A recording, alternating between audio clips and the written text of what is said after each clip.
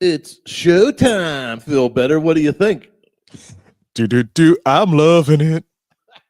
Ba-da-ba-ba-ba. Oh, this is the part of the show where I walk to the stage and nobody off camera can see me. I'm still hobbling with an Achilles injury. I've also never turned my stage microphone on yet. That would be useful. Ba-ba-ba-ba-ba. Hey, everybody. Can you hear me still? Yes, we can. I'm still here. So are we. That is the great mystery of the world. Let's remove this magical banner covering the two of us. You can see Phil Better, Jeff Revilla on the main stage. What's going on? Phil Better, how are you? I am doing wonderful, Jeff. How are you doing today? So good, so good. You did so good last week. We brought you back for a second week. It's so touching. I love it. And I learned a new feature in Suno where you can do covers of your songs that you've created. So now when I have a returning guest, I'm going to reuse your theme song and change the lyrics.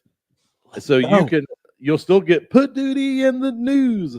Poduty in the news. I want to welcome everybody watching on, what are we at? 3-4 services now, LinkedIn, YouTube, Facebook, and if you get your tickets at Poduty.com, you can watch on our private stream over at, we have a private link for you. It's no different than the feed you get on the other one, but there's also, I don't know, it's the same thing. It's probably easier on Saturday morning to go to Facebook or YouTube or LinkedIn, but you could also use our private stream. I love it. I love it. Wait, I'm just retweeting. If you're watching us, and pull up your coffee. We're going to talk about podcast news.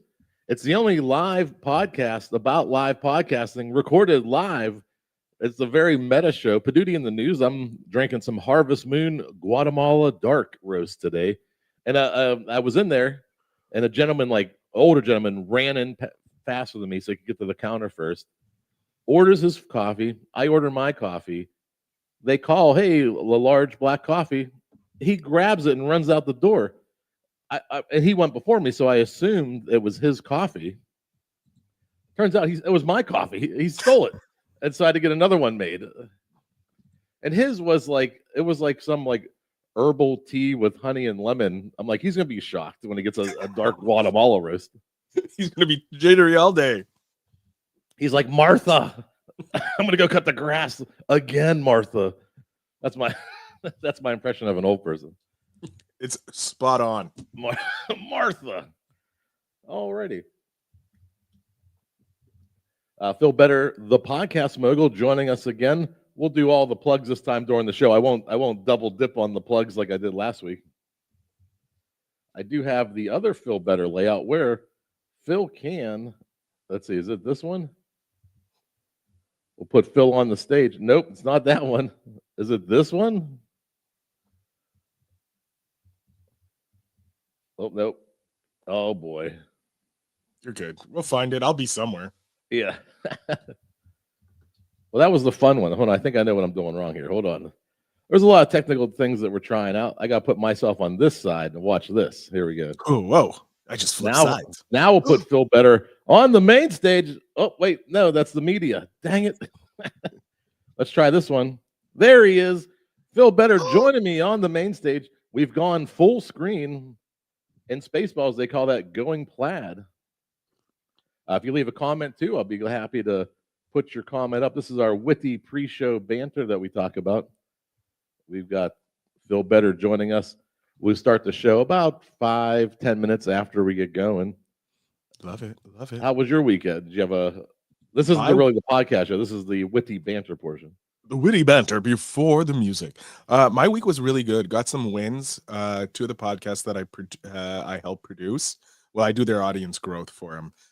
But they won the Signal Award. They won for best branded content, I believe it was. But under interview and talk show, they won gold and listener's choice in that category, which was awesome for it. Democracy Decoded. You should really check it out. Great podcast. For those in the U.S. who want to learn about what's going on with your democracy, it's put on by the Campaign Legal Center. It's an amazing podcast. Then also Nice Genes, which is a podcast about the human genome and a whole bunch of really interesting stories. I know nothing about the genome, and I'm loving this podcast, even though I'm biased. But it's fun, entertainment. They won gold for science and education, so it was really, really a great week this week for the podcast over at the company I work for. So it was a great week, growing podcasts, and I'm very excited. And I learned about a new service that is offered for some podcasters if you have the money to advertise. Look into Introcast. That's something maybe we'll be talking about at a future episode, Jeff. Introcast. What do they do? So there's I'm pretty sure you've heard you can pay ads for your podcast, right? Like you can, hey Norm, you can put ads either on podcast, or you can see podcast ads like on YouTube now, in articles. You can do it. What Introcast does is they actually place it on specific podcasts in their podcast feed as the second episode. So you have the first episode, which is always the newest episode for, let's say, Poduty in the News. It would be this episode, and then right after, there's a short 2-minute long ad in the feed as always the second episode. So it's the trailer of your podcast, or it's an actual ad that you read, or the host of the podcast that you're dropping the feed in reads, talking about the podcast that's paying. So it's also an avenue for other podcasts to receive a revenue. So either you can be an advertiser paying for that ad inside the slot, inside the feed, or you can be hired to have those slots before those ads inside your feed, and you can receive money from it. And it's completely more ethical than some companies, because if you play some mobile games, sometimes you can get ads in there or incentives, not necessarily incentives, but you can choose, hey, you do one of these 3 things and you can get extra diamonds or gold coins.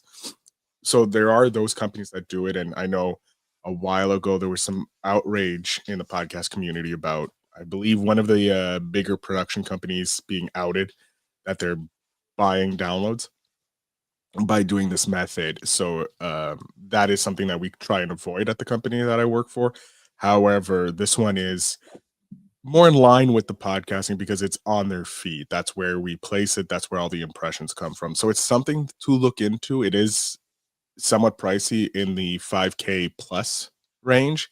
However, if you're a podcast, a business, and you're looking for advertising, it's a very interesting way of gaining extra downloads. All right, so somebody was at my door, so I had to leave the stage for a second. That's fine, and you probably missed out.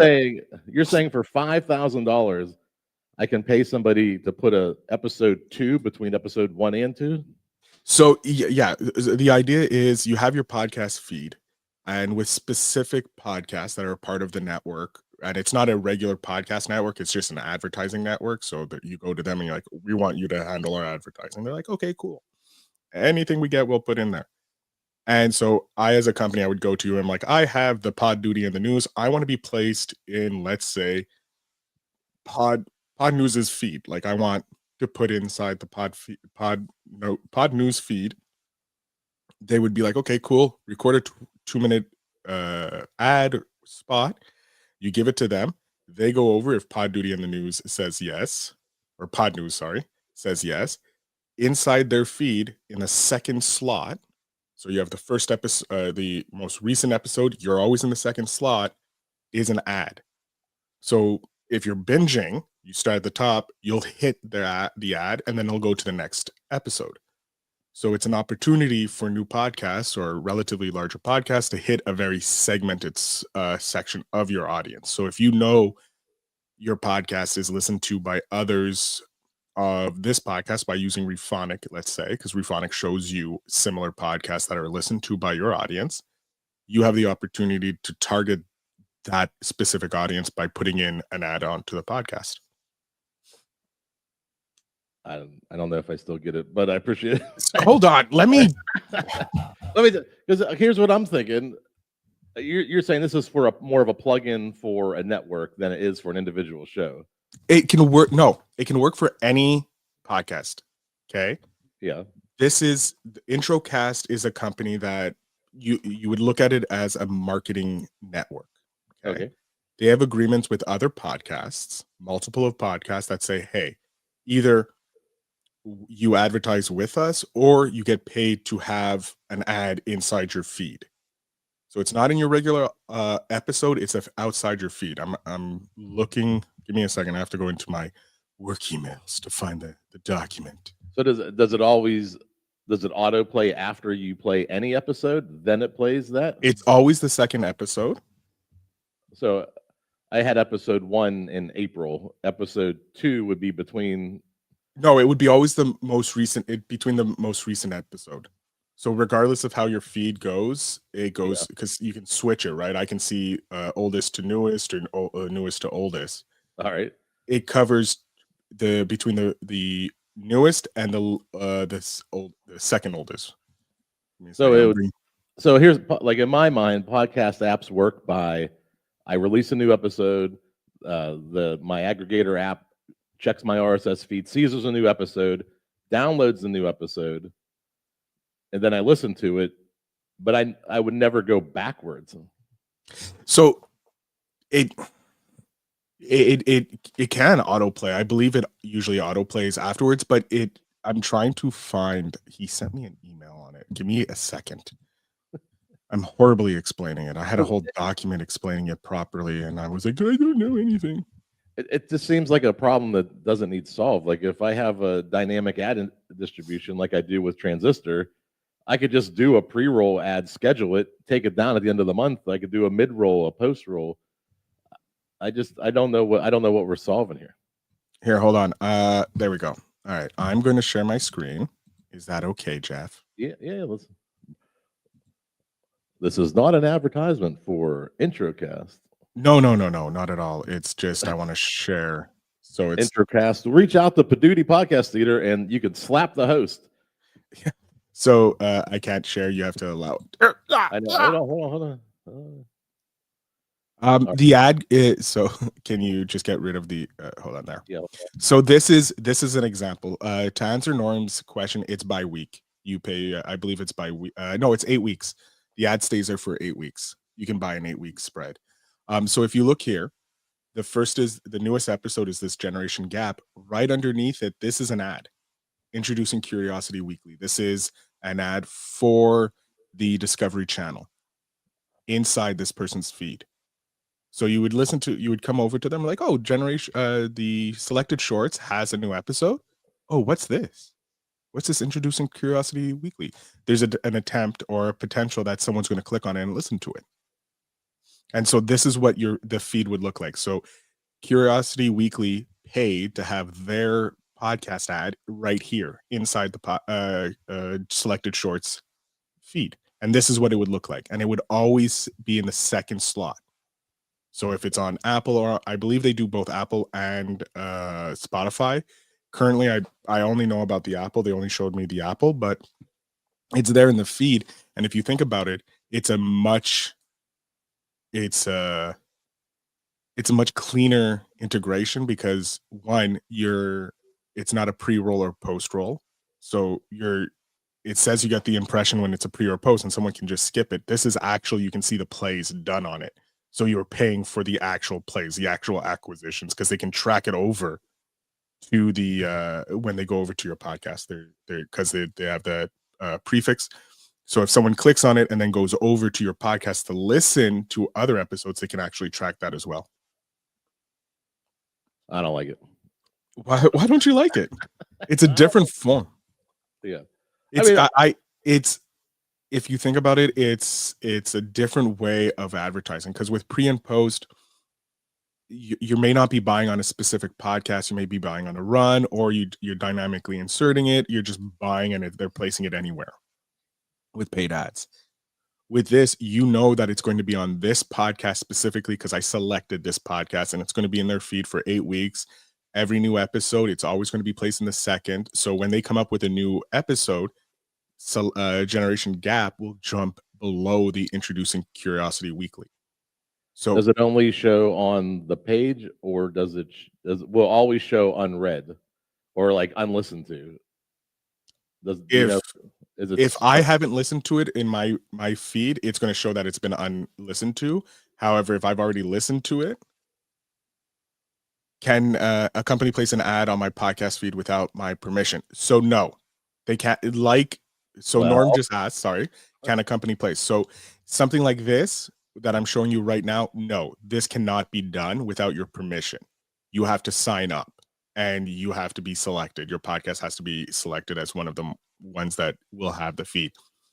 In Spotify, they can place an ad between your episodes because it's a platform that sells. If I'm on the free plan, I could hear ads between, because that's what Spotify does. It's just like YouTube. You can't technically decide what ads play during your YouTube show. With Spotify on a free account, you don't have that option. If you're part of a network, you can get programmable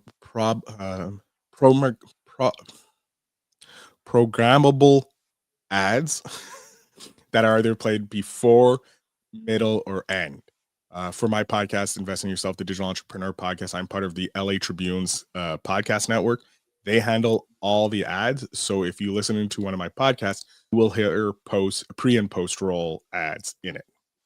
And they handle it. They handle the feed. I don't have to do anything. They know my choices, where I lean, so that those ads don't land on my podcast. But in your feed, exactly like this is doing, like Introcast is doing it, no company can do that. Nobody has that right to do it. You have to give them permission because it is your feed. You still own it. So this can only happen if you're signed up with Introcast or a company like Introcast. You pay the management fee, which you said was no. So if I want to advertise, I have to pay. If I want to have people advertise, I do not believe there's a fee. I have because I've only looked at it as an advertiser, not as a monetization schedule situation. So I can't comment 100%. But if you go to Introcast, you search Google Introcast, you can find out a whole bunch of information. And for some independent podcasters that are getting numbers around 1,000 downloads, maybe not, it might be an interesting way for you to monetize your podcast. It's another opportunity for you to get monetized. Dun dun dun dun. Something we can talk about at a later date.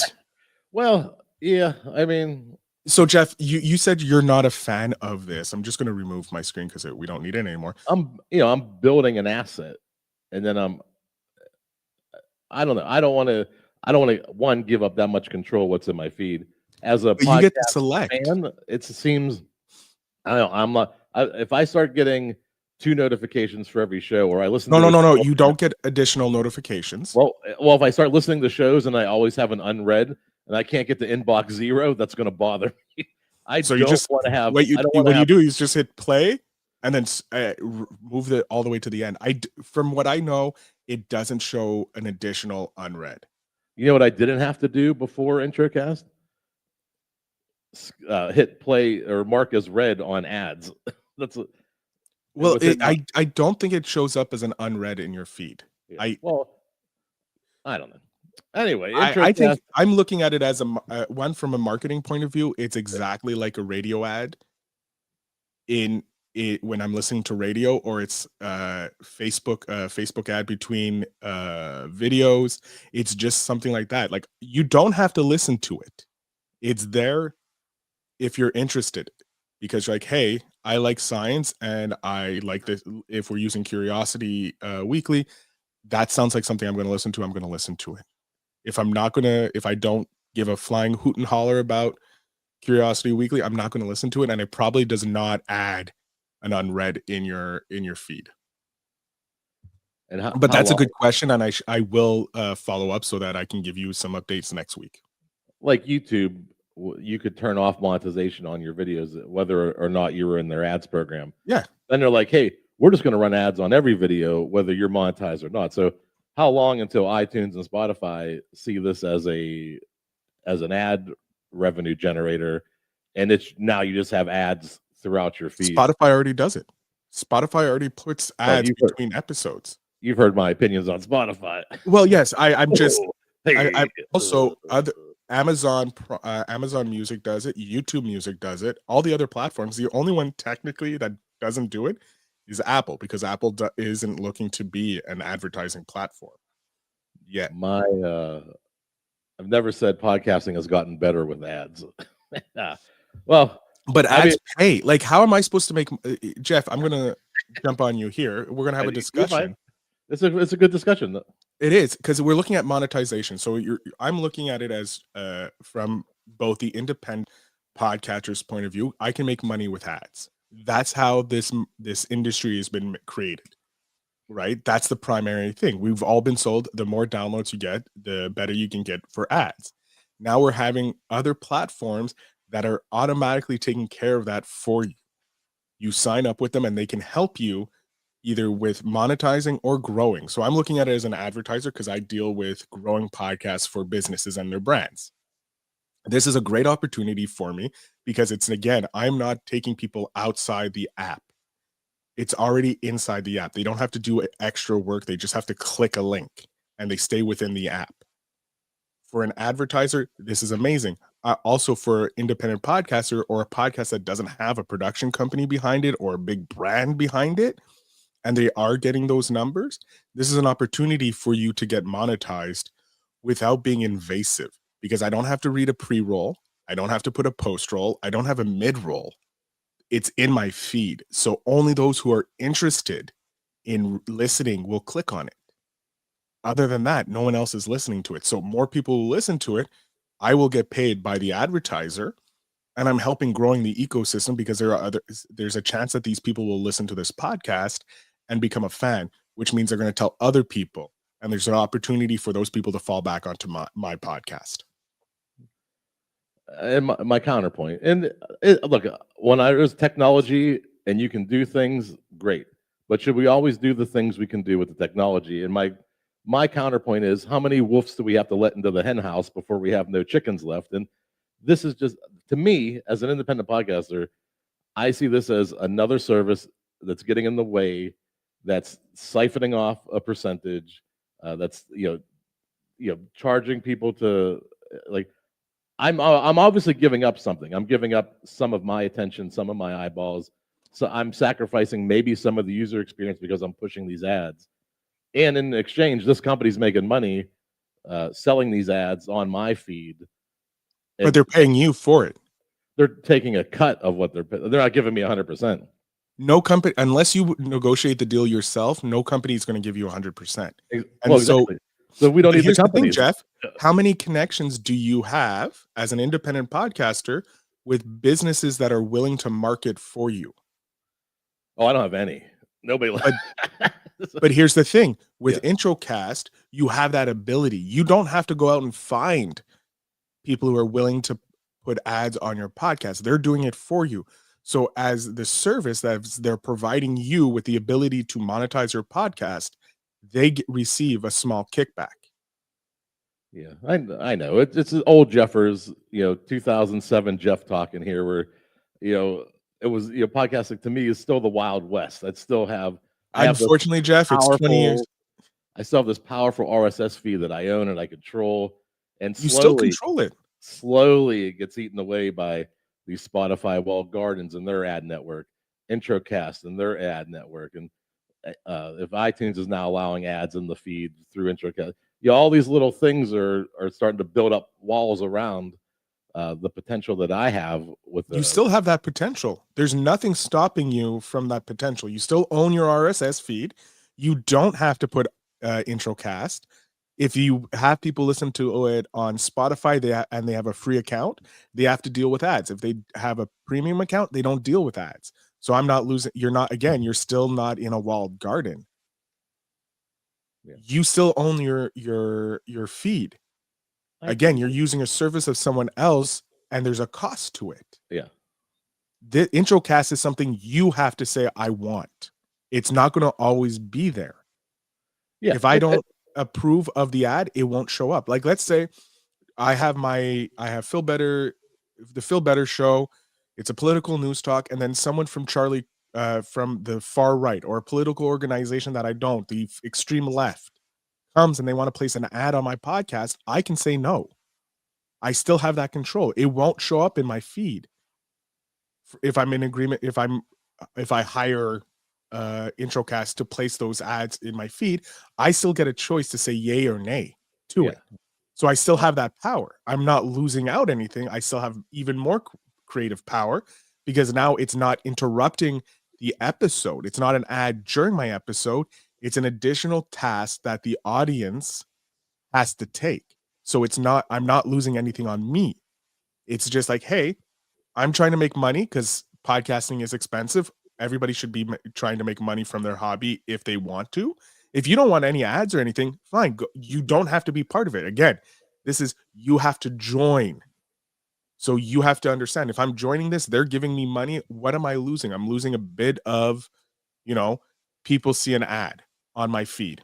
I'm okay with that. If they're not okay with me making money and they want me to do this completely free, I didn't get into this business for completely free. There's a cost to this. I'm like any other business. My podcast is a business. Yeah. If you don't treat your podcast like a business, that's fine. I will never hate on you. You will have a difficulty growing your podcast because it is a business. Only things that grow are business and weeds, and weeds no one likes. It's a very expensive hobby at the Poduty Podcast Theater. I've got one last counterpoint on this, and sure, and it's only in the form of Introcast. This is really just a feature that is showing on iTunes, on Spotify. It's not so interesting technology that feature couldn't just get integrated into iTunes and Spotify, and they're the ad network all of a sudden. So long-term play for Introcast is, be careful. There's not. I don't know how much is here that's special that iTunes and Spotify couldn't just replicate and roll out on their own. Very true. Very, very true. I'm just looking right now on Spotify. Somebody used to say a feature is not a business. Don't build a business on a feature. And so it doesn't show up on Spotify. So this is only an Apple exclusive. I thought it was just iTunes. Yeah, it's just iTunes. It doesn't look like Apple has any intention to go into the advertising space because they know their lane. Obviously, they have the access, they have the ability because they have the Apple Podcast platform. But there's no indication that Apple has any inclination that they want to become an advertising source. If they do, then yeah, Introcast is kind of SOL. See you, buddy. Yeah, yeah, exactly. Yeah. On the flip side, if Introcast is handling this for Apple, they may just purchase it, merge it, won't buy it outright, and they're like, we don't have to do the technology. We have the technology. They can do everything for us. Yeah, that's awesome. So for me, I'm looking at it as if you're looking to monetize your podcast and you don't want to put ads on your podcast, but you don't mind ads in your feed, Introcast is a great opportunity for you to make money. That's how I look at it. And if you're looking to advertise your podcast, now you have an opportunity to be front and center with some big name podcasts if you can afford the, $5,000 spend. Yeah. Yeah, it's cool tech. I'm excited. I always like when people come up with cool ways to exploit the technology we already have. So yeah, we'll see. We'll see how it rolls out and how well it's received. We spent 20 minutes talking about this, and we have a lot more good news on the way here. Well, I mean, that's civil discourse. We disagreed a little bit, but at the end of it, hey, we respect each other's opinion. Isn't it amazing? You can respect people's opinions and still be different. To be honest, some of us we're not talking about human lives here. We're talking about podcasting, which has a small inflammation in the world. But yeah, this is how civil discourse. Like, if Jeff doesn't agree with me, that's fine. I have no problem with him not agreeing that Introcast is this possibility, because I'm also coming from a marketer's point of view in this. So I'm looking at it as a possibility to grow my audience for my podcast by leveraging larger podcasts, but also as an independent podcast, I have a chance to make money off ads and I get to choose the ads. Yeah, I'm going to do it. And it's for podcasts on top of it, something I love. It's not, for Manscaped or BetterHelp. It's for a podcast. I'm going to put it there. And I'm angry, cynical Jeff. He still thinks he's 17 years old in punk rock. Let's get to the show. What do you say, Phil? I love it. Let's get it. All right. Hey, everybody. Welcome to somebody just joined us. Hey, welcome. Welcome to you just missed a whole bunch of talkie. Yeah. Oh, they left. No. All right, here we go. Hey, everybody. Welcome to Poduty in the News for Saturday, October 18th. I've got Phil Better joining us again, the podcast mogul. We're talking South by Southwest, Canada's economy, heads will roll, and we're going to the library. From Waikiki waves to Fringe Fest lights, book lovers gather round for literary night. From Main Street dreams to Canada's cues, we're diving deep into the week's podcast news. Tim Tebow's talking, the chamber's taking a chance. The yeah, dissected at the big romance. Now grab your seats, it's time to choose. We're turning Phil Better on the loose. What time is it? What time is it? What time is it? Oh, It's time for Poduty and the news. Poduty and the news. The only live news podcast about podcasting from the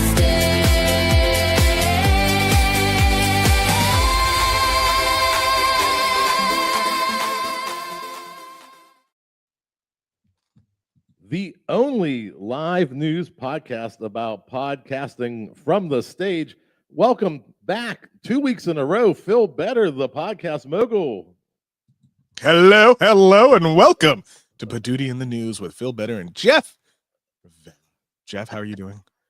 Pretty good. I like that voice. It kind of reminded me of, do you remember the scene in Spaceballs when the ship was going to self-destruct and they're like, batten down the hatches, close the three-ring circus. Close the three-ring circus. Batten down the hatches. We're going to explode. Have a nice day. Little known fact, Poduty in the News is known as the three-ring circus of podcasting news. We've got Poduty and the crew, Phil Better, joining us today. I did mention last week it was your first time on the show, but what an error on my part. Yeah. You were here for the first episode. We actually did it live Mhm. during international, or it was a global podcast meetup. You were here on the stage for episode number 1. So this is technically your third episode. I think I'm in the top 3 most appearance on the podcast. Now, as of right now, you are the leader. What? Let's Maria go. Daniels with 2 and Norm with 1. We've been calling this Poduty and the crew because people got tired of just hearing me read news stories. So adding other perspectives and different points of view has been really a blessing. Like having other perspectives, having friends in the podcasting community that can carry my weight through a 40-minute show. I truly appreciate it. And having Phil back again it's always a good time. And this Poduty and the crew, we've been having it's coffee with Poduty and the crew. I'm having a dark roast, a Guatemalan roast from the Harvest Moon right down the street. And Phil might be having some hot chocolate. Yeah, I'm having hot chocolate. You know me too well, Jeff. Out of my Montreal Canadiens mug. Oh, El Canadien. Les Canadiens, si tu veux. Throw in the French accent. Nice. I have some stuff up in my throat today. It is not funny. So I apologize if I'm always coughing, Jeff. Well, fair enough, because if you listen to last week's episode, I barely had a voice. I was struggling to get through the whole episode. I'm like this. I'm like, hey, Phil Better's here. Yes, we had Mob Tony on the show last week, which was great. Phil Better, the podcast mogul. If people wanted to connect with you, reach out for you. Tell us a little bit about what you do. What I do, so I do 2 things. I help my day job when I'm my Bruce Wayne days. I am helping businesses, brands pretty much grow their podcasts at a very beautiful boutique agency that I'm a part of. I'm their audience growth specialist. And at night, when I'm Batman and I come out to help independent podcasters like yourself, I help you grow and monetize your podcast by showing you the methods large companies are doing. Similar to how we had our morning discussion around Introcast. I have access to all those and more. and how to leverage your podcast so that you can make some money and grow it so you can build that community that you're always looking for. So you can tell your mom that you actually did it. Hey, Mom, I got ads in my feed. Intro. There we go. I'm making the money, Ma. Yeah, check out Introcast. We had a nice dialogue back and forth. It is an interesting concept where they can insert ads into your feed. For Phil's very podcasts, bullish. I'm a little specifically skeptical. podcast to podcast. So this isn't. You're not going to get BetterHelp. You're not going to get Manscaped. You're going to get another podcast ad. So it's podcast to podcast, which I'm more, if it was just brands like BetterHelp can get access to it, I wouldn't be around it, but it's podcast. So for me, it's like we're keeping it podcast-y podcast. It works beautifully until BetterHelp creates their own podcast. They already have one. Well, then they can advertise on my show. Check it out on the live feed. Phil and I, we battle it out over Introcast. It is very interesting technology. Also, I say a very slippery slope. Potato. Potato. Phil, are you ready to get into this week's stories? I am definitely ready to get into the news. Awesome. We're going to let you know heads will roll, and so did the indie era. Tonight, we're rewinding back to 2009 when disco met distortion and indie went mainstream.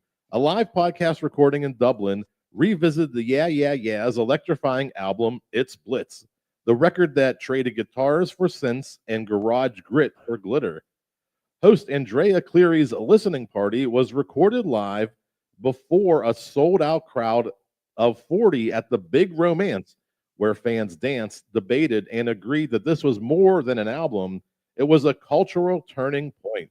With hits like Heads Will Roll and Zero, the Yeah Yeah Yeahs helped close out 2000s indie era in a glorious strobe-lit fashion. And I was talking with Phil about this story. Just to clarify, we're not going back to 2009. When I read this, I'm like, oh wow, this is a 14-year-old podcast. That's when the album was released, but this was a recent event. This is a music podcast where they have a listening party. So this is looks like Nailer 9 is a music magazine or an online publication, and they're having meetups with their fans who listen to read their magazine, read their online publication, and they're dissecting albums. They're going back in time. You would typically read a review from a writer, like, oh yeah, I put on this album, I liked it, this track is solid. But now you're experiencing these articles in real life with real people and just having a good time. It's a different way to bring your audience together for a podcast. I think it's fabulous. Again, it's creating the community that you want. That's what we are looking for. That's what all podcasters are looking for. We're looking for the community and bring them inside. Even if it's 40 people, that's 40 people that decided to leave their house to come to the venue you're at to listen to you talk about the album because they love the album or they love your podcast. I think this is fabulous. I want to see, last week we were talking, there was a lot of talk about live episodes and live meetups with podcasters. This is something I would love to see more podcasters do. You just need to ask your audience if they're interested in it. You can create a form in your show notes, make the call to action in your episode to, hey, let us know if you're interested. There's a form to see if you guys want to do a live meetup in a city. And like Jeff, you've seen the power of it with your podcast meetups every month with people.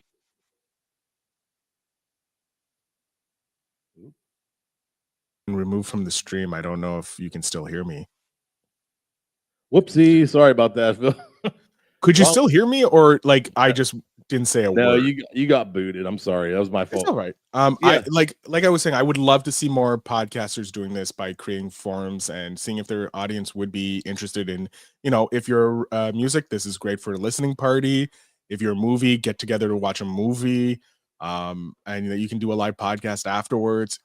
There's so much you can do as a podcaster with live events, and I want to see more coming in 2026. Yeah, and some people, one of the feedback I get is my theater holds 40 people, and this is an event that had 40 people attend. And if you're small or independent in 2025, what you don't realize is how hard it is to get 40 people out of the house in 2025. It is one of the most difficult things. The value proposition to get people to even consider attending a smaller independent event, it's a hurdle. Most people look at 40 and they scoff like, "Oh, I wouldn't do a show for 40 people." I guarantee you, if you were to have a show, you're not selling 40 tickets on your first couple at bats. It takes some time to establish that community, but 40 is such a respectable number for a live podcast. I know national touring podcasts that go around and sometimes they get 40, 50 tickets. Shows like Doug Loves Movies sometimes does 40, 50 tickets. They've done episodes with 10, 12 people in the show. So go ahead, sorry. That's a national established podcast that's been around for probably 15 years. And that's hard for them to sell 40 tickets. So, keep that in mind when you hear the sizes of some of these events. These are the starting points. This is the grassroots foundation that we're laying down here to build bigger and better events. Yeah, it's if you look one of the I was recently at Empowered Podcasting a few weeks ago, and one of the talks was market like a punk band, actually, and it was this former musician who went into podcasting, and he markets the podcast like an independent band would. You set up your merch, you do unconventional things, posters, he said that he put business cards for his podcast, like flyers on car windows. Like, I don't know how, like, that was old school. Like, I used to remember when I was parking downtown, coming to my car, depending on what section of the city I was in, and I would have leaflets on my windshield, held down by the windshield wipers, for bands playing live events. Like, you can do this if you are interested. Go old school. 40 people in a $500 or 500 person place, listening to you talk about your podcast. That's no one else is doing it. Yes, it may be only 40 people. That's 40 people who chose to come out and listen to you. Get that? That's 40 people leaving the comfort of their home when they can listen to you either on their phone or on the radio or on the internet, coming to see you. I like, when I was at your meetup last time, it was a small group. I was thankful for like one person showing up. I thought no one was going to show up, and we had like at least five to 10 people in the audience, which I was like, this is the first time I'm talking to a live audience on podcasting. This is amazing. So 40 people, I would be doing backflips. If I had a live podcast recording and I had 40 people, backflips. 40 people. It's better than 40 people. 500. How about 50 people at the Bright Minds, Bright Pages, and a live podcast? We're going to the Sarasota Book Festival as it celebrates its 5th year, and it's bringing the written word to life, literally. Over 50 authors, 30 sessions, and hundreds of book lovers are gathering for readings, panels, and one very special edition, a live podcasting recording by Discover Saratoga and Bright-Sided Media. The session will be free for all attendees, offering behind-the-scenes conversations about storytelling, the power of creative communities. With its blend of live panels, literary night markets, and now podcasting in front of a live audience, Saratoga's proving that books may start on the page, but the stories keep growing long after the end. I love the AI jokes. Yes, the AI jokes are great. I love this. Again, with the rise of AI videos and stuff, people are having a hard time and will be continually have a hard time telling what's real and what's not. The only way you can do it is in live events. And I think libraries should be doing more of this, having live podcast recordings, talking about books, because it brings out the community. And it's a great way to, you can ask for donations for charities at the book fest, right? You have so many opportunities, and people love books and they love talking about books, just like people love talking about podcasts. We're literally talking about podcasts on a podcast. So like the inception point is real. I think we're going to see a lot more of these popping up because they're showing off how powerful and how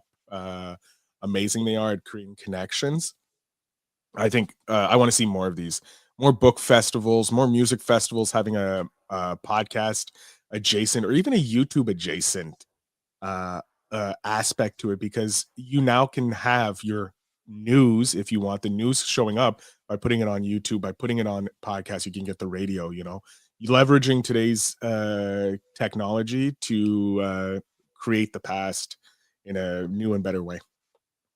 Yeah, and some people don't know this, but the library's business model depends on people coming through the front door. So if you have an opportunity, an event, here's an event connecting authors, which is a great fit for libraries, but libraries also have media centers. They also have what a lot of people don't know, they're all interconnected and they have digital media. So like, let's say you don't want to pay for subscribing services anymore, your Netflix, because you're sick and tired of paying all this money to rent movies. Libraries have a whole network of digital media. So if you want to go there, get your movie releases, you can get all that stuff for free. And while you're there, you might want to stick around and see a show. Libraries have these media rooms. They want to get people in there. The more people that get in there, the more that it gets usage, the more that they can raise in donations and grant money. It's important to support your library, and shows like this bring people in the door. That's the number one goal of a library, is we need customers. It's not customers, because you're not paying for anything. A library, I'm already paying with your tax dollars. You're paying for libraries. So if you're not using it, you're wasting your tax money. Yeah. You already pay for the ticket to get into the library. You already pay for the right to remove a book, read it, and return it, or even rent. Some of them even allow you to rent equipment. So if you need a better camera, a microphone, they may have the equipment for you, and you can use it at either their space or be able to take it out and return it. The library is the most powerful thing, and I love that they're doing more. I think anybody who's a librarian should be looking into podcasting to create a podcast for the library where they interview authors, readers. It's would be frigging insane. Get your library card. Thank your librarian. Do some events at your local library. It'll make your community better and stronger. Strong as South by Southwest, live from Sydney. We're going broadcast or bust. This one comes to us from Radio Info. At South by Southwest Sydney, things got a little spicy during a live podcast taping of Mumbrella Cast, when outspoken marketer and Skin Graphica CEO Matt Baxter declared that traditional media agencies are facing an extinction level event. Speaking with Tim Burrows and the team, Baxter argued that TV missed its chance to unite against streaming giants like Netflix and Amazon, and now it's too late. He warned that AI could cause similar disruption in advertising and journalism, but said human creativity and local connections still matter most. The crowd leaned in as Baxter called radio the last true local hero of media. It was a fiery, thought-provoking conversation, exactly what South by Southwest does best. I'm in agreement with, I believe it, Matt on this. Yeah, Matt Baker. Matt Baxter. Matt, I'm in full agreement with Matt. We, as much as I use AI, and I realize that there is some ethical dealings with AI. It does allow my job to do a bit easier. The transcription, the cleaning up the audio, it's amazing, and for the price point, right? But I do see the downside with AI voices, and I think we talked about it last week, or you had mentioned it on one of your episodes about the podcast agency that's just putting out the AI slop. Blah.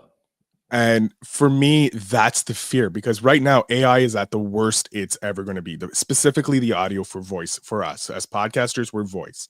Video, we see Sora putting out videos that you can barely tell if it's legitimate or not. With AI, yes, you can use AI voices, but if it's all AI, you start to lose the human connection, and it's going to get better as they train the models to learn how to speak with intonation and inflections and all that, and make it sound more like a human.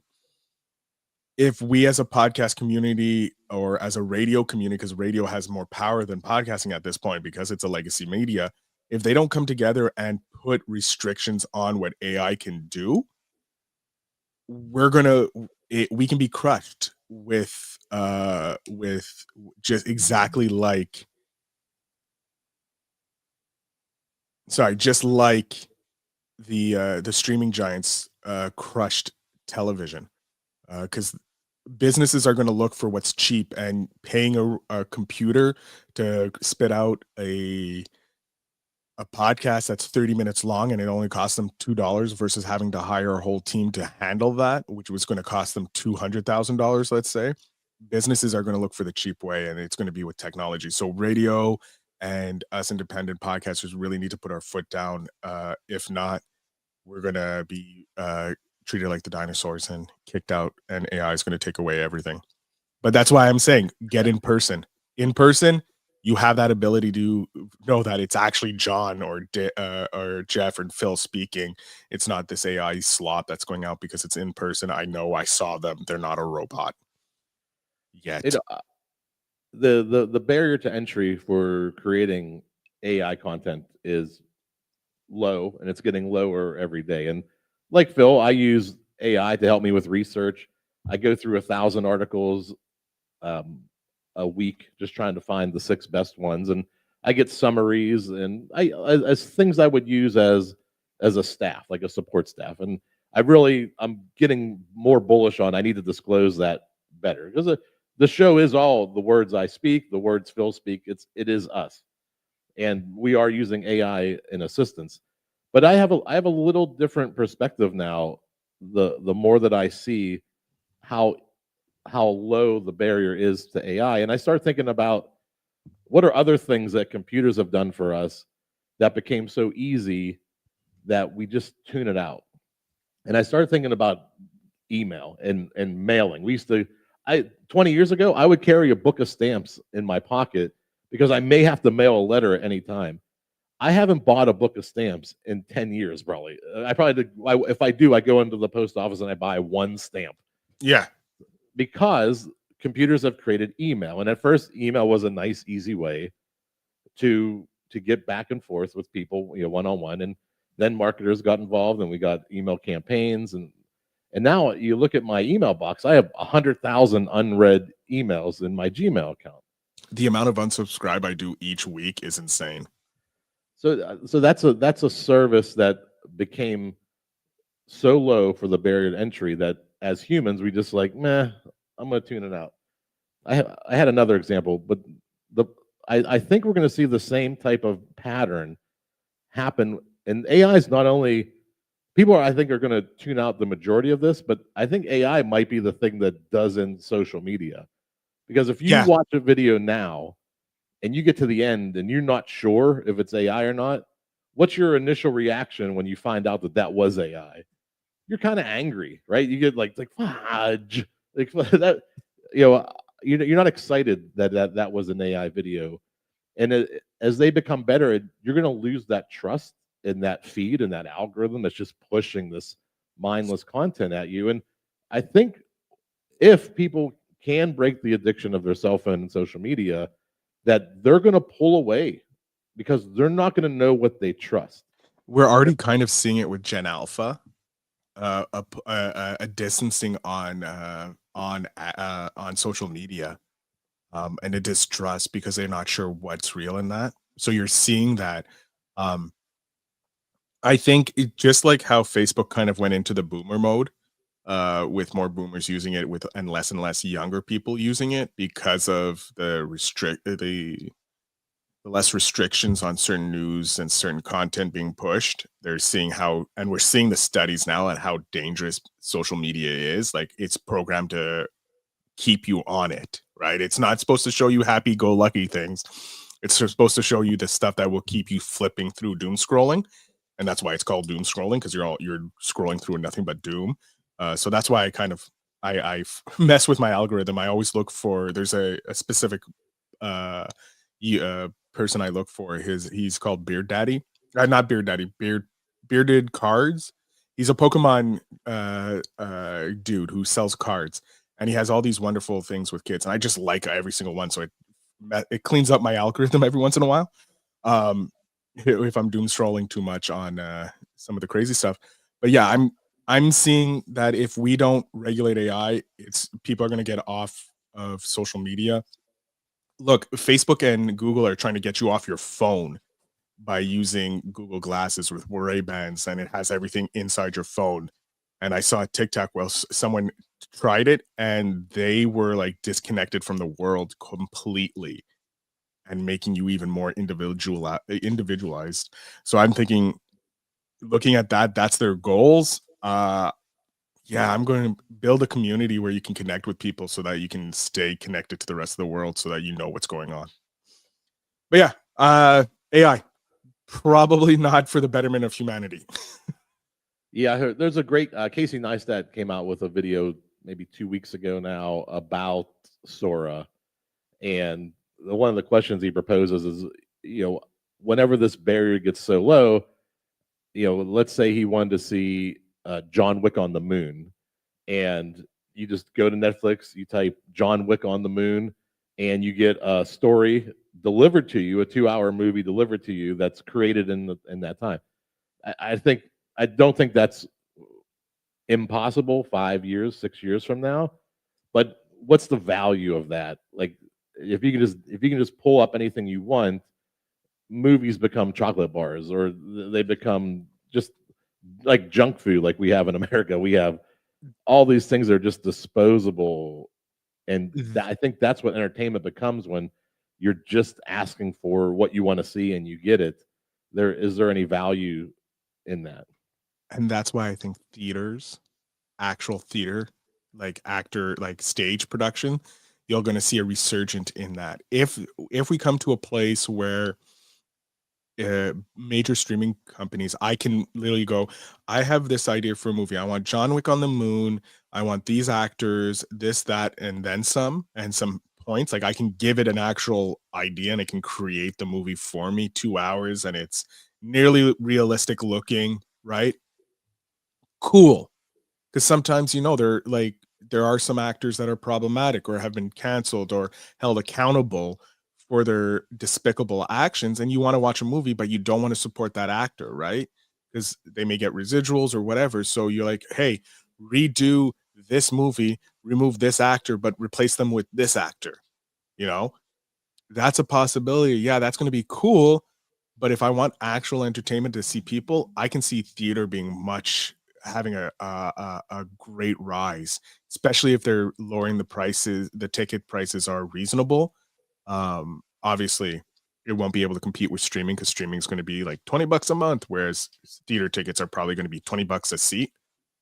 But I feel that theater and in person, because we want that human connection, we don't want that soulless AI. I don't think AI will ever get to a point where it won't be soulless. So I would love to see a resurgence in live theater because of the AI and Sora type video things coming out. Replace actors. I want to see Back to the Future with Eric Stoltz, not Michael J. Fox. Let's go to our next story. Main Street goes big with Tim Tebow and a live podcast. Downtown Columbia, Missouri is about to turn into Entrepreneur Palooza as the Main Street Summit returns November 4th through 6th. And this year, it's putting small business right in the spotlight. The 3-day event features over 120 speakers, including NFL legend and motivated powerhouse Tim Tebow, who will share insights on leadership and purpose. But the big news for us podcast fans, the hit show Founder Podcast will record a live episode on stage featuring Ramp CEO Eric Lyman and host David Senra, with venues scattered throughout coffee shops, theaters, and co-working spaces. It's a small town summit with big league vibes, and add in NASCAR star Carl Edwards and a showcase of Missouri-made food and talent, and you've got a celebration where Main Street truly takes the center stage. I love this. This is great. This is something, Jeff, you are kind of somewhat putting on with your winter palooza, showcasing all the small little businesses in Tarentum. This is a great blueprint for any small town business commerce center. I don't know what you guys call it. I'm throwing out a lot of buzzwords right now, but the commerce center, the city commerce center, or whatever, the council, whatever it's called, where all the small businesses in the town can meet and discuss and whatever. This is something that they should be looking at doing, because one, like you're going into coffee shops, theaters, restaurants, books, whatever you want, and you're putting on these little summits inside.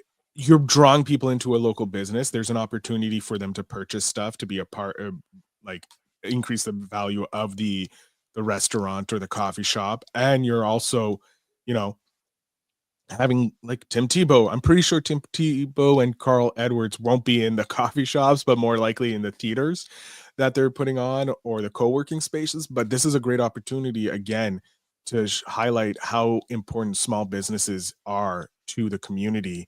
And by integrating both a summit and promoting small businesses inside, putting them together, I only see win-win-win. Yeah, this one checks all the boxes on everything you've heard me talk about, DIY, supporting small business. They could have went to a hotel and booked out 5 ballrooms and had an event there and showcased everybody. But they said, we're going to spread this out on Main Street, on the side streets, through coffee shops and theaters and I don't know, maybe a pastry shop for me. I mean, I'll put my show in the donut shop. And these events now are going to be in the community, immersed in local business, and they're talking about local business and they're supporting local business, all around a great structure and just a great way to put something together in a small town. And probably the cost to run this, like you mentioned, they could have done it at a hotel or a convention center, and they would have been paying like $10, $20, $30, $40,000 just to rent it. That money now can go into advertising, because they're probably paying a fraction of a price at the theater, at the coffee shop. They're probably paying nothing at a coffee shop, right? Because the coffee's like, this is great deal for us. Like, we're getting people inside. It's amazing. So for me, I'm looking at it as, they're probably saving a ton of money that they can then put into marketing to make it even bigger, or even getting bigger names like Tim Tebow and Carl Edwards to come up, because they're paying. There is a paid, they have speaking fees. So for me, I'm like, they now have the ability, instead of using the money on renting a place, they can use it for getting bigger names in it, marketing. This is genius blueprinting for any small town to look at making a huge thing. Yeah, imagine you're the person putting this on in your small town. You just became your small town superhero. Everybody will know your name. Everybody will be so thankful for what you're doing. You will not be able to go grocery shopping or do anything without someone waving at you or thanking you for what you did for the community. This is one of the best ways to give back to your local town, to your small businesses, is by just putting an event on that showcases them. You'll be a hometown hero. Yeah, I love it. Love it. Well, hey, we're going to go to your hometown here. We're going to Mississauga, I don't think too far from you. It's a few hours, but it's in Canadian terms, it's next door. That's where I go to get my Ricker's Red. Yep. Canada's economy goes live, podcast style. The Canadian Chamber of Commerce is the source on this one, and they just wrapped up their 2025 AGM and convention in Mississauga, a 2-day power summit packed with policy debates, keynote speeches, and, you guessed it, a live podcast recording hosted by Marwa Abdu from the Business Data Lab and Canada's Economy Explained podcast, brought data to life on stage, diving into how collaboration and innovation can shape Canada's future. With special guest Carla Kongson of Agentive, the conversation explored how big ideas happen when business, tech, and government collide. It wasn't just numbers and charts, it was insight, storytelling, and energy in motion. This live taping was a highlight of a convention that proved the future of Canada's economy sounds pretty good in podcast form. As a Canadian, I'm happy to see that they're actually bringing it into a government event. I think this is great. again, it's showing the power of podcasting because they're having a live podcast. They brought podcast. They're realizing that podcasting is in the future and they're not going against it. This I have only great words for this. Like, this is again another proof of concept that if a not only big business, government, a major government is looking in using podcasting, it's only showing you that and cementing that podcasting is here to stay. It's not going anywhere. Yeah, I'm looking forward to it. I'm probably going to check out the live episode to see what it sounds like, how they did it, and how well it went. Again, yay Canada for doing it. I want to see it because it is growing. I think we doubled podcast listeners, or at least listening percentage and knowledge of podcasting over the last year. So we're still in those growth. We're going to be stabling off soon because you can't sustain that type of growth long term. But yeah, I'm all for it. Yeah, you have a captive audience who's concerned about the future of Canada. You're having a podcast about the future of Canada. You couldn't blend two better audiences and content together than having a live show. And imagine you're an attendee. These attendees at these conferences are starting to get excited when they see at 3 p.m. we're going to have a live podcast called Canada's Economy Explained, and it's probably some of the thought leaders in that area. It's people that people look up to who are attending that event, and they're going to hear how they think and speak in real time and how they're addressing some of the future problems that Canada may face, or some of the growth ideas. Yeah, I love it. Nice. Well, let's do one more story. The Podcast-orama takes over Fringe Fest. This comes to us from Food About Town. It was podcast pandemonium at the 2025 Rochester Fringe Festival, where Polly Guglielmo.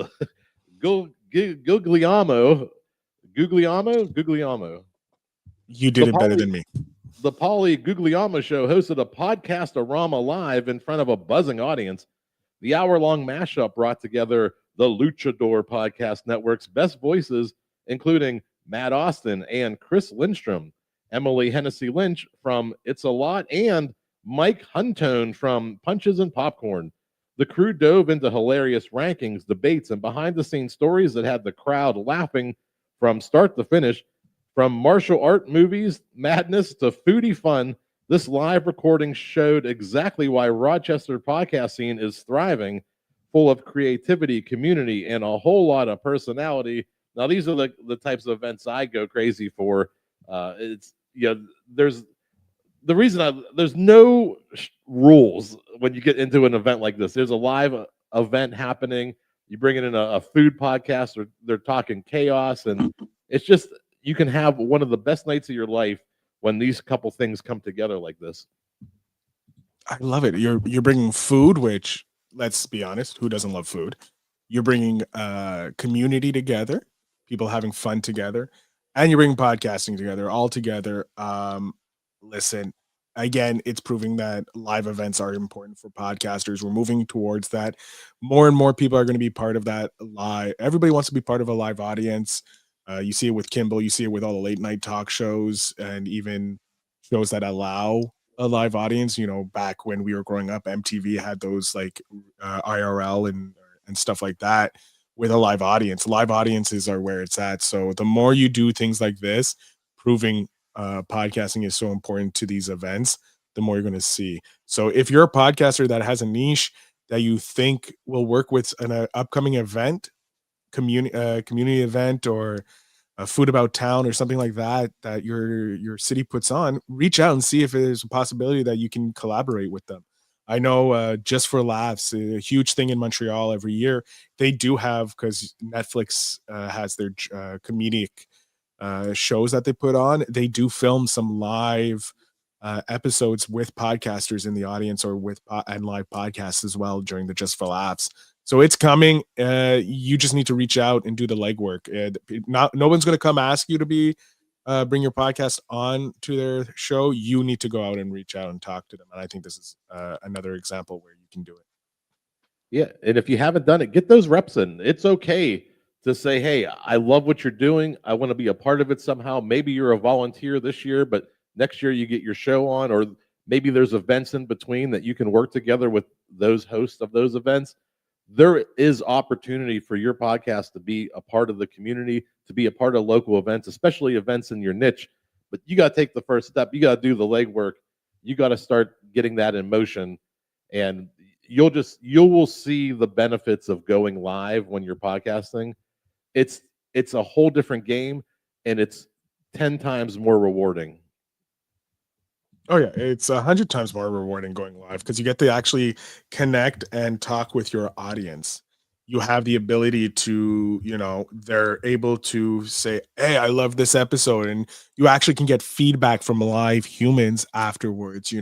Like, "Hey, what do you like about the show? What would you like to see improved? How can I make the show better for you?" You have your audience is right there, but also you're providing value to the event because you're bringing people in because you already have an audience to intermingle with this event. You're potentially finding new audience members as well. I do shows for high fives. Let's go to Poduty.com, Poduty. We've got t-shirts, $10. Get your Poduty shirts, 4 colors, 5 sizes while they're available. We have some upcoming shows.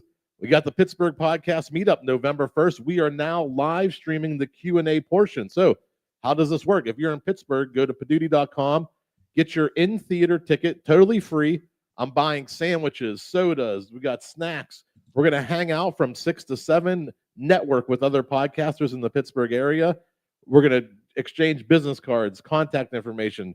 And then at 7 o'clock, we're going to go through your most pressing podcast questions. So if you have just something that's been challenging you, you just can't get over this one hurdle, you'll get my perspective, but you also get other audience members' perspectives of how to handle that problem. So you can watch that with the virtual ticket at Poduty.com. It's totally free as well. From 7 to 8, we live stream the Q&A portion. You can watch it from anywhere. You can even ask your questions. We'd love to hear how you're doing in your neck of the woods. Yeah. And, I remember they're great. The one I was at was fun, very intimate, a lot of fun. Make sure you show up because I learned stuff as well. So I was giving a talk and I learned stuff. So you guys can learn so much if you come, and I highly suggest you guys do go to it. Agreed. I learn something every week, and if we don't get your answer, we will find it by the time for the next event. We have Tamara coming in a couple of weeks now. It's coming up close. Almost her goal. This is her first time ever. Her goal was 10 tickets. She has hit her goal already. She is first time ever on stage. She's wrapping up season 1, getting into season 2, November 8th, 6 p.m. It's going to be a lot of fun. Nailed it. The Motherhood Podcast. It's a live event. It's going to be a good time. And Phil alluded to this earlier, the Tarentum Holiday Spectacular. We're doing something similar here for Tarentum businesses. We got some signups coming in already. If you're in the Tarentum area and a small business and want to be on stage for 10 minutes, we're going to live stream your business exclusively. We'll talk about what you do, what you sell, where you're at. We'll play video, photos, whatever you want to do. It's your 10 minutes on stage. There's no cost to Tarentum businesses. We're also looking for sponsors and volunteers. Head over to the website to get those, to sign up. There's a sign-up form on there. And the Humorous Podcast, still teasing this one. This is a 2026 show that we booked coming up in the end of March, I believe. I always promised I'd put the date on there. And I wouldn't be remiss, is that the right word? We'll go with it. Without reintroducing our co-host 2 weeks in a row, Phil Better, now the most attended Poduty in the News co-host. Phil, I'll let you send it off. Ladies and gentlemen, thank you for listening to Poduty in the News with Jeff Revilla and Phil Better. I hope you've enjoyed this episode. If you're inclined to connect with the podcast mogul, make sure you check out his website, thepodcastmogul.com. You also can follow him on all social media by looking up the Podcast Mogul. We thank you so much for listening, and make sure you have a Phil Better day. Phil Better live from the London dungeon with the chimney in the background. Is that like a Darth Vader on the back left? Yes. So I have. Oh wait, I have two Darth. No. So I have Darth Vader. Vader. Go full screen. Yeah. So this is Luke Skywalker. Okay. That I got in Disney, and then over my other shoulder. Wait, I have to move. Sorry, I'm not used to this. Then we have Darth Vader showing the Lego set of Darth Vader showing up from A New Hope, and then the Darth Vader himself. And then I also have Grogu and Groot stuffies. My office is very, very business oriented, as you can tell. Yeah, that's right. All business. Let's go back to that theme song. From Waikiki waves to Fringe Fest lights, book lovers gather round for literary night. From Main Street dreams to Canada's cues, we're diving deep into the week's podcast news. Tim Tebow's talking, the chamber's taking a chance. The yeah, dissected at the big romance. Now grab your seats, it's time to choose. We're turning feel better on the loose. What time is it? What time is it? What time is it? Oh, It's time for Poduty and the news. Poduty and the news. The only live news podcast about podcasting from the stage.